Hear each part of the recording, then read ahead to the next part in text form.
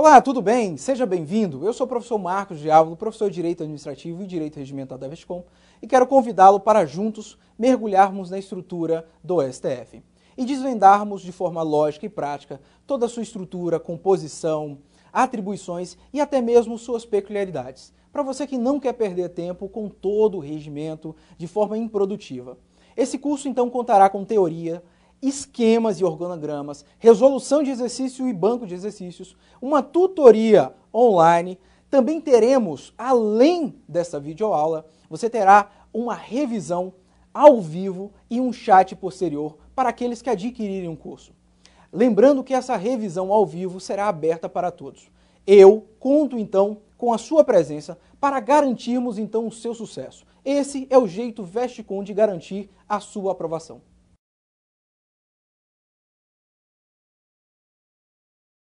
Passemos a falar então do STF, do início do regimento interno. E falaremos então do tribunal, da sede, jurisdição e da sua composição. Pois bem, o STF é considerado o guarda da Constituição Federal. Sua função é a guarda da própria Constituição. E poderemos ver as funções do STF a partir do artigo 101 até o artigo 103 da CF. Importante em relação à sua sede é que sua sede fica na capital federal, ou seja, Brasília. Se cair na prova que a sede do STF é o Distrito Federal, está incorreto, totalmente incorreto. Pois bem, sua jurisdição atinge todo o território nacional, desde os tribunais de base até os tribunais superiores. Em relação, sim, à sua composição, aí temos algo interessante. Na sua composição temos 11 ministros. É o máximo de 11 ministros. Não é o mínimo de 11 ministros, é o máximo de 11 ministros. Às vezes ficamos com 10, devido a um período de escolha de um ministro, de aprovação. Mas o seu quórum máximo é de 11 ministros. Pois bem, então teremos um ministro, que será o responsável por todos os serviços da casa, será o ministro-presidente, mais 5 outros ministros compondo o Supremo Tribunal Federal.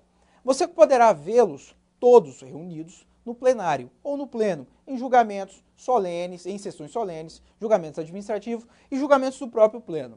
Pois bem, então nessa primeira tela podemos dizer o quê? O STF é o guarda da Constituição, seus artigos na Constituição estão do 101 ao 103, a sua sede está na capital federal e sua jurisdição atinge todo o território nacional. Ótimo!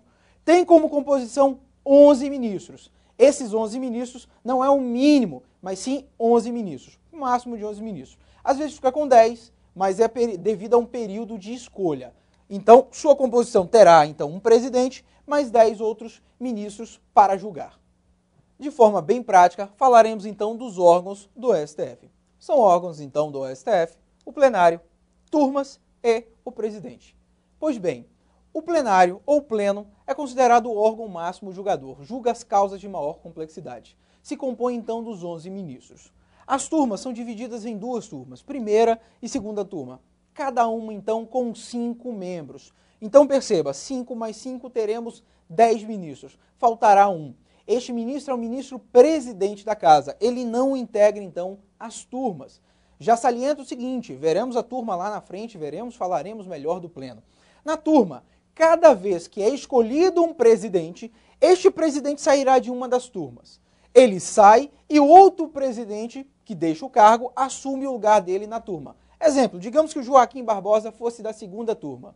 No momento que ele é escolhido presidente, o antigo presidente, então, integra a segunda turma no lugar dele. Perfeito.